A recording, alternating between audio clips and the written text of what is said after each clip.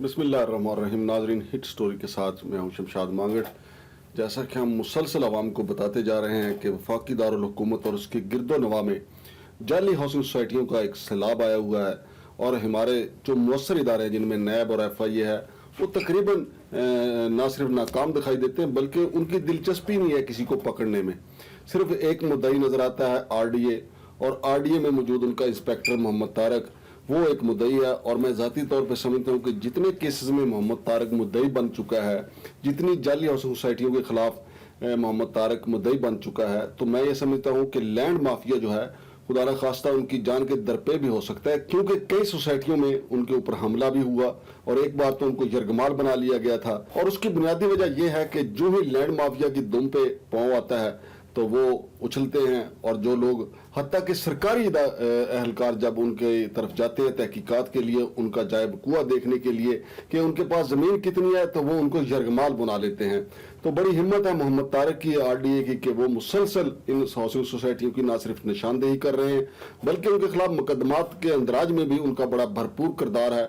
तो जो बंदा अच्छा काम कर रहा है उसकी तारीफ होना ज़रूरी है। चेयरमैन RDA जनाब तारिक मुर्तज़ा साहब, उनको अपने इस सिपाही की खिदमात का इतराफ़ करना चाहिए, बल्कि मैं तो समझता हूँ कि मोहम्मद तारक को तमगा हुस्न कारकर्दगी देना चाहिए कि जितने मुकदमात में वो मुद्दई बन चुके हैं। और ये भी पाकिस्तान का एक रिकॉर्ड होगा कि मोहम्मद तारक ने फ्रॉड और धोखाधड़ी के मुकदमात में मुद्दई बन के एक नया रिकॉर्ड कायम कर दिया है। तो नाज़रीन, आज मैं आपको बताने जा रहा हूँ कि मजीद 3 जाली हाउसिंग सोसाइटियों का जो है वो पता चला है और उनकी निशानदेही हुई है। इनमें एक ग्रीन हिल्स मरी है।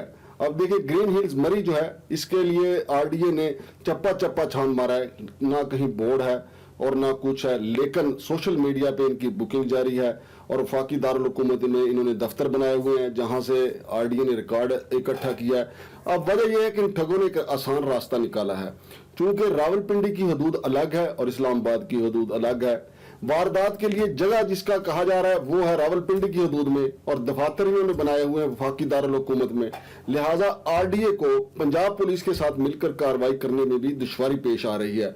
और दूसरी हाउसिंग सोसाइटी जिसका मालूम हुआ है कि ये भी जाली है, टैब सिटी है। अब टैब सिटी को आप सोशल मीडिया पे सर्च करें, आपको पता चलेगा कि सोशल मीडिया के जरिए ये कितनी बड़ी वारदात कर रहे हैं। इस पे भी RDA के जो एहलकार हैं वो तमाम दिन वहां पे ढूंढते रहे कि काम मौजा छन्नी है ये थाना मंदरा की हदूद में, लेकिन वहां पे ना इनका बोर्ड है ना कोई और जगह है। और थाना में जो मंदरा है उनके SHO को कहना है कि हम किस तरह मुकदमा दर्ज करें जब तक कि हमें ये कंफर्म ना हो कि ये हमारी हदूद में है।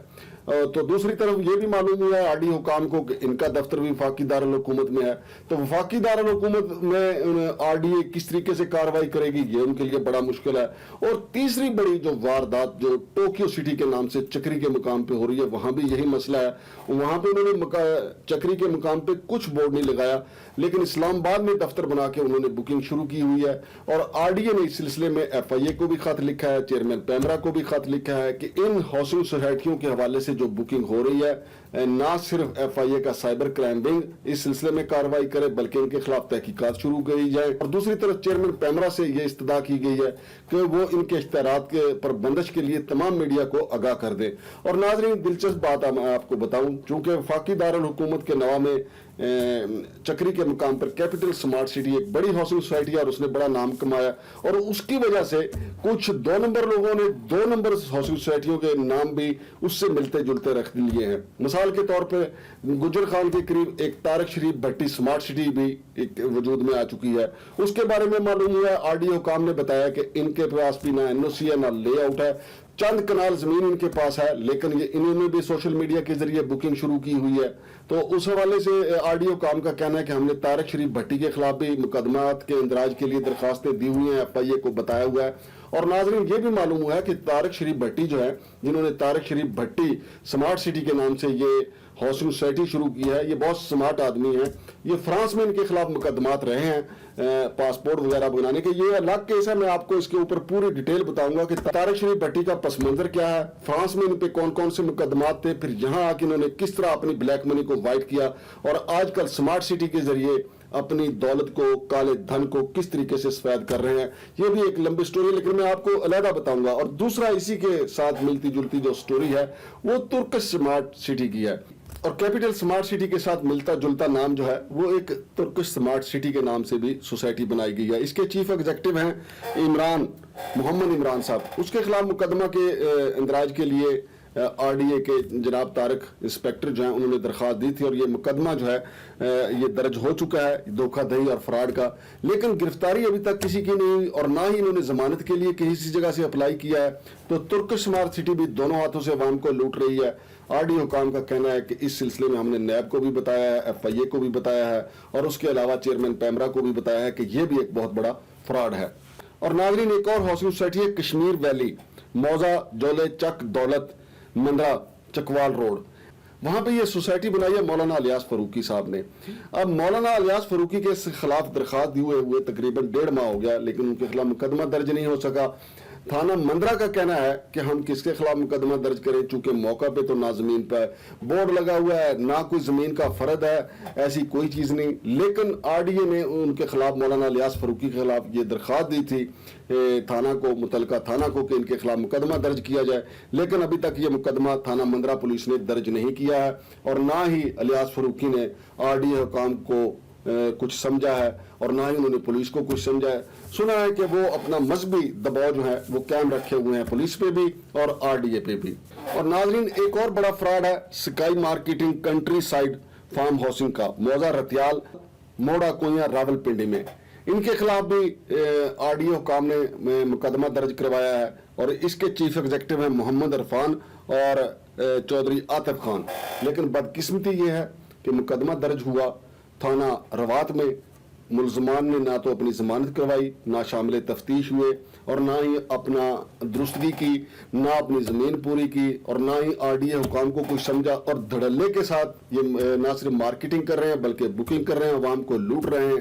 تو آر ڈی اے حکام کا یہ کہنا ہے کہ ہم یہی کر سکتے ہیں کہ ان کے خلاف مقدمات درج کروائیں اور تحقیقاتی اداروں کو آگاہ کریں کہ یہ واردات کر رہے ہیں, ان کو روکا جائے. لیکن جب تک تحقیقاتی ادارے ہماری سپورٹ نہیں کریں گے تو ان نوسر بازوں کو, ان فراڈیوں کو, ان حرام خوروں کو ہم نہیں روک پائیں گے. یہ بات کسی حد طور پہ درست بھی ہے کہ اکیلا آر ڈی اے کیا کرے گا جب تک ایف آئی اے اور نیب ان کے ساتھ نہیں ہوگا اور اینٹی کرپشن پنجاب ان کا ساتھ نہیں دے گا تو وہ کیا کر لیں گے. البتہ چیئرمین پیمرا نے ان کا ساتھ ضرور دیا ہے.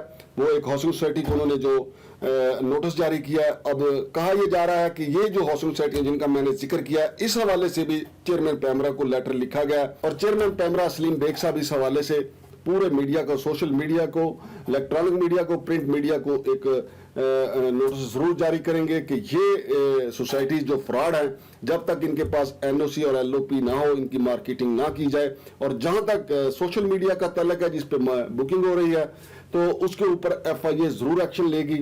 اور دوسری طرف نیب کو بھی چاہیے کہ نیب ان کو گیچی سے پکڑے جا کے اور گدی تک ان کی زبان جو ہے کھینچے, جس کے ذریعے سادہ لوگوں کا پیسہ لوٹ رہے ہیں, ان کو فائلیں دے کے ان سے پیسے لے رہے ہیں. لیکن عوام بھی کیا کریں, عوام کو سمجھا کے ادارے بھی, حتیٰ کہ آر ڈی اے نے ایک اشتہار دیا اخبار میں کہ کسی بھی ہاؤسنگ سوسائٹی میں پلاٹ خریدنے سے پہلے عوام آر ڈی اے سے رابطہ کریں.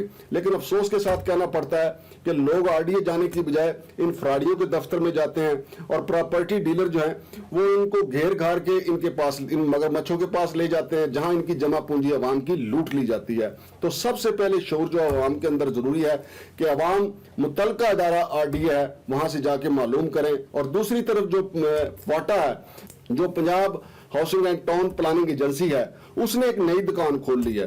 وہ 25% زمین جو ہے اس کا وہ مارگیج کر کے تو ان کو این او سی دے دیتے ہیں. اب اس کا مطلب یہ ہے کہ 25% زمین ان کے پاس مارگیج کروائیں اور اس کے بعد پورے پاکستان میں لوٹ مار مچا دیں. کئی ہاؤسنگ سوسائٹیوں نے فاٹا کا نام استعمال کر کے اربوں روپیہ اکٹھا کیا اور ملک سے کچھ بھاگ گئے اور کچھ بھاگنے کی تیاری میں ہیں. تو فاٹا کو اپنے رول ریگولیشن دیکھنے ہوں گے, آر ڈی اے اور فاٹا کو ایک پیج پہ آنا ہوگا. اور میں یہ دیکھ رہا ہوں کہ اگر فاٹا نے اپنا قبیلہ درست نہ کیا تو ایک دن آئے گا کہ آر ڈی اے اور فاٹا ایک دوسرے کے سامنے کھڑے ہوں گے, چونکہ آر ڈی اے اس کرپشن کو روکنے کے لیے سر دھڑ کی بازی لگا رہی ہے. آر ڈی اے کے اہلکاروں کی جان کو خطرہ ہے, آر ڈی اے کے انسپیکٹر طارق کی جان کو خطرہ ہے, اس کے ساتھ جو لوگ جاتے ہیں ان کی جان کو خطرہ ہے. لیکن افسوس کے ساتھ کہنا پڑتا ہے کہ فاٹا جو ہے وہ مبینہ طور پہ تھوڑے سے پیسے لے کے ان کو این او سی جاری کر دیتا ہے اور اس کے بعد دمادم مست کلندر پھر بکنگ شروع ہو جاتی ہے اور عوام کو اس وقت پتہ چلتا ہے جب ان کی جمع پونجی لٹ جاتی ہے.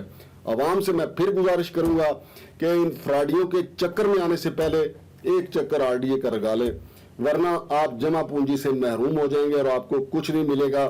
لہٰذا ٹھگز آف GT روڈ جو ہے ان کی حوصلہ شکنی صرف ایک طریقے سے ہو سکتی ہے کہ عوام خود کو ان سے دور کر لیں، ان کے کسی چکر میں نہ آئیں، صرف RDA میں جائیں، ان سے کنفرم کریں، اور اگر فاٹا نے کسی کا NOC دیا ہے تو اس سے بھی پوچھیں کہ آپ نے کس بہا پہ یہ NOC دیا ہے۔ اس طرح آپ کا پیسہ بھی محفوظ رہے گا اور آپ بھی محفوظ رہیں گے اور RDA حکام کا کام بھی آسان ہو جائے گا۔ شمشاد مانگڑ کو اجازت دیجیے، اللہ حافظ۔